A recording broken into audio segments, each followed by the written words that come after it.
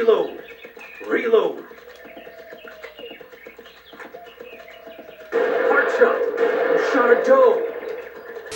The Deer Hunter is one of those classics that I've just never really gotten around to seeing. It's easy to see scenes of the film just kind of being germinated around because of how popular the movie is, how much of an impact and how well regarded the film is. It's definitely a part of the pop culture zeitgeist, especially when you're talking about film. The film stars Bobby De Niro, Christopher Walken, and Meryl Streep. The film follows a group of men before getting deployed into the Vietnam War, and then kind of the effects of war. It's a long, over 3-hour film that pulls you through what feels like a pretty grounded depiction of a small town American life. We spend a large part of the first act of the film just kind of following the main cast, establishing their characters before they're separated, and then the film just immediately throws you into the bellows of war. I do love how the film arc transitions, especially the film before we go into Vietnam. It's a perfect transition. There's a lot of attention to detail and foreshadowing. It feels like everything in the first part of the film is very rewardingly brought back in the second half of the film. It's one that on like multiple watches you could probably get a lot out of. The cinematography is absolutely gorgeous to look at. There's so many picturesque shots, but also there's a good amount of emotion in the contrast and framing of the scenes. There's images of foreshadowing as well. It's a film that feels rich in its details without calling too much of attention to it to kind of distract you from the narrative, letting you kind of sink into those performances, which are classic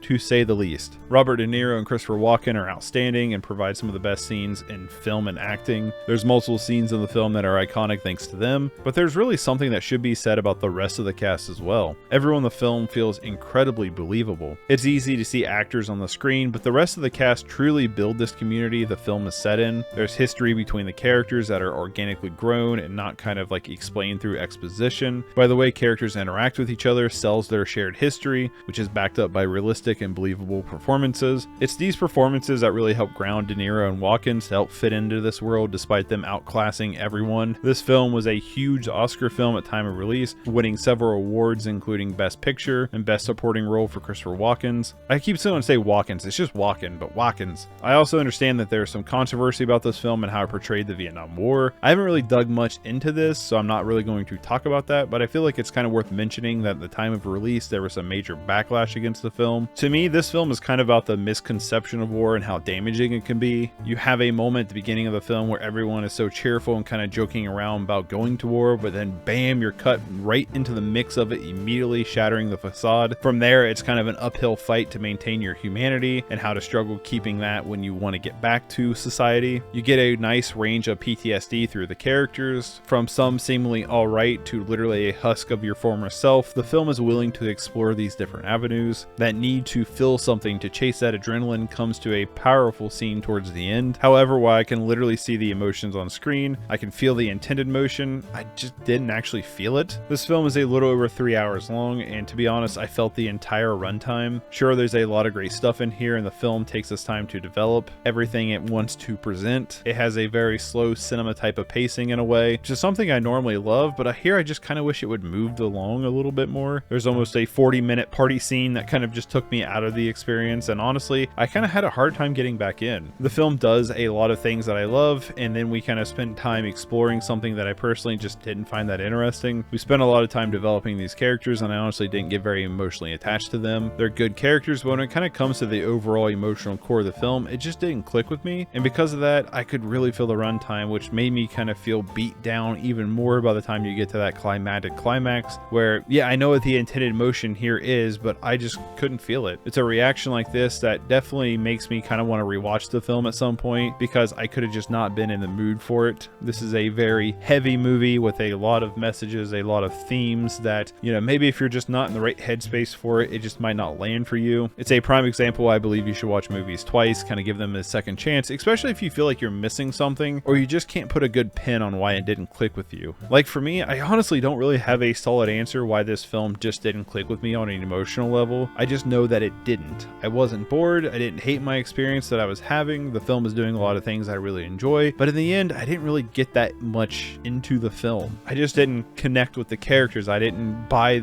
the emotion that it was trying to sell, and I don't know if that's the film's fault or if that's just my fault. There are certain movies that I do think that you're not going to click with if you're not coming into the movie kind of with like the right mentality in a way, if that makes any sense. And I feel like The Deer Hunter might have been not the right time for me to watch it, if that makes any sense. I think it might be part 2 watching all these movies, trying to get through them all, this whole list. And then on top of that, I've been just kind of in the mood for something different, I guess, you know, kind of going into this. So I'm definitely more than willing to give this another watch. I mean, it is a 3-hour runtime, which is an investment to give it a rewatch, but one day I'm definitely going to rewatch this one, see if it kind of clicks with me a little bit more than what it did the first time watching it. But for now, I'm giving this one a 7 out of 10. It could definitely go up on a second watch. It could go down, I don't know, but I think I'm going to give it a 7 out of 10. There's definitely scenes in this film that will stick with me for a long time, and there is enough here to not only make me want to rewatch it because I still think it's a 7 out of 10 movie, you know what I mean, but also because I do feel like I just might have not been in the right headspace for this one. So I'm definitely going to give this one another rewatch at some point, but currently it's a 7 out of 10.